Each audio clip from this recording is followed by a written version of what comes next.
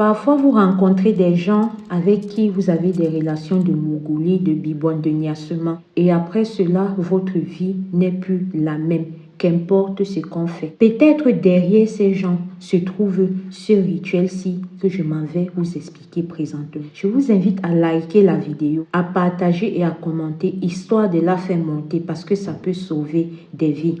Let's go to the story.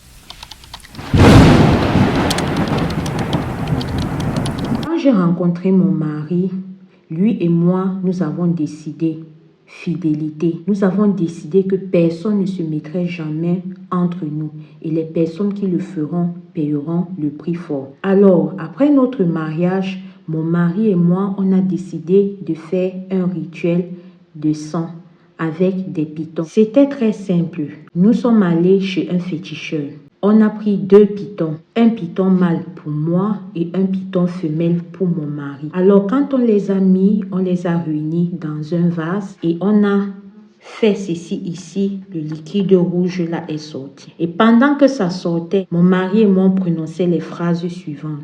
Que personne ne se mettrait jamais entre nous. Que la personne qui va oser se mettre entre nous, que ce soit moi qui a un garde-dehors, lui qui a une tisa, ils payeront le prix fort. Et on a scellé notre pacte. Je vous assure qu'après que nous ayons fait cela, mon mari et moi, je n'ai plus jamais eu peur des tisas de mon mari. Et pour faire simple, pour que vous puissiez comprendre, jusqu'à présent, mon mari a eu 4 relations extra-conjugales. Et toutes ces filles qui ont osé s'unir à mon mari ont chacune eu leur dose adulte. La première est décédée de manière très mystérieuse. La deuxième a décidé d'aller en Europe et elle s'est perdue au désert et elle a rué. La troisième, au jour d'aujourd'hui, elle a tellement fané.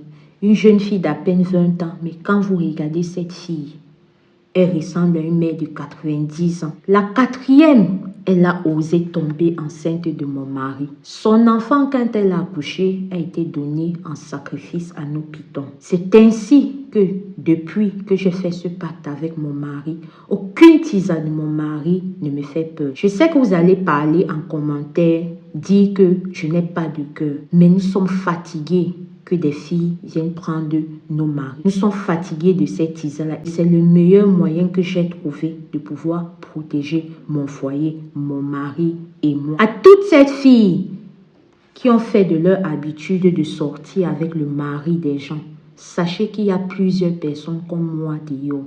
Il y a plusieurs femmes, plusieurs couples qui ont fait le même rituel que moi. Donc, à partir d'aujourd'hui, vous êtes prévenus.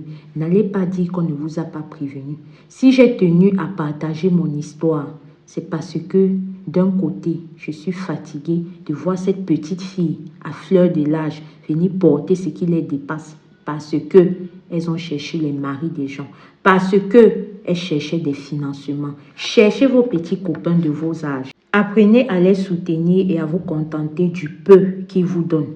À côté de cela, vous pouvez vous-même faire une activité. Il y a tellement de choses à faire.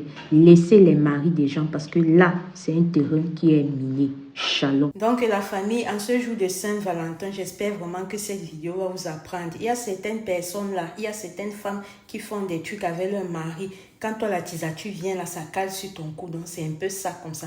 Soyons sages, soyons prudents. Prions sans cesse parce que le dehors est miné aux familles. Voilà ça. N'hésite pas à faire un tour sur notre playlist d'histoires vraies et mystiques parce que je suis sûre que tu n'en sortiras pas bredouille. Ici Alicia Lotus, merci.